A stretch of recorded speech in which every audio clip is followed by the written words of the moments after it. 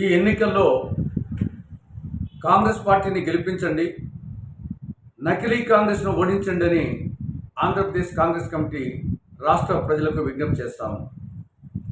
Jagan party ఇది ఒక నకిలీ కాంగ్రెస్, యువజన శ్రామిక రైతు కాంగ్రెస్ పార్టీ. అది కాంగ్రెస్ పార్టీ కాదు, అది ఒక నకిలీ కాంగ్రెస్. నకిలీ కాంగ్రెస్ జగన్ పాలనలో రాష్ట్రము అప్పులు ఫుల్, అభివృద్ధి నిల్, సంక్షేమము సంక్షోభంలో అన్న విధంగా తయారైంది. జగన్ పాలనలో రాష్ట్రం మాఫియా రాజ్యమైంది. Land mafia, sand mafia, wine mafia, mine mafia, ఎర్ర చందనం మాఫియా, ఎర్ర మట్టి మాఫియా, సబ్సిడీ బియ్యం మాఫియా, ఈ విధంగా మాఫియా రాజ్యం వెళుతాం. రాష్ట్రం అరాచక ఆంధ్రప్రదేశ్ అయింది. ఆఫ్ఘనిస్తాన్లో తాలిబాన్ల పాలన మించిపోయింది. ప్రజల ధన మాన ప్రాణాలకు రక్షణ లేదు. రాష్ట్రము రావణ కాష్టమైంది. పేటకో రౌడీ, పూటకో రౌడీ తయారయ్యారు జగన్ పాలనలో.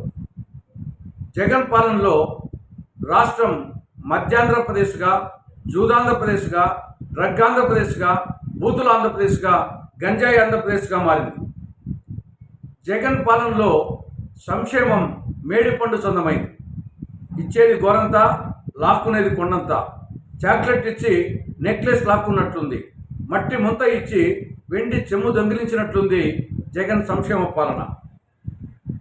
కాబట్టి రాష్ట్రానికి సంజీవని లాంటి ప్రత్యేక హోదా రావాలన్నా, కడప జిల్లాలో స్టీల్ ప్లాంట్ రావాలి అన్నా, పోలవరం పూర్తి కావాలి అన్నా, ఒక సర్వాంగ సుందరమైన రాజధాని రావాలి అన్నా, రాష్ట్రం ప్రగతి పథంలో పయనించాలన్నా అది ఒక కాంగ్రెస్ పార్టీతోనే సాధ్యం.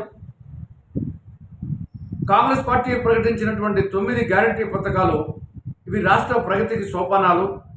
ప్రత్యేకించి 2 లక్షల రూపాయలకు వ్యవసాయ రుణాల మాఫీ, పెన్షన్లు వచ్చేసి వృద్ధులకు వితంతువులకు 4,000 రూపాయలు, వికలాంగులకు 6,000 రూపాయలు, మహాలక్ష్మి పథకం కింద ప్రతి పేద కుటుంబంలో ఒక మహిళకు ఏడాదికి 1,00,000 రూపాయలు.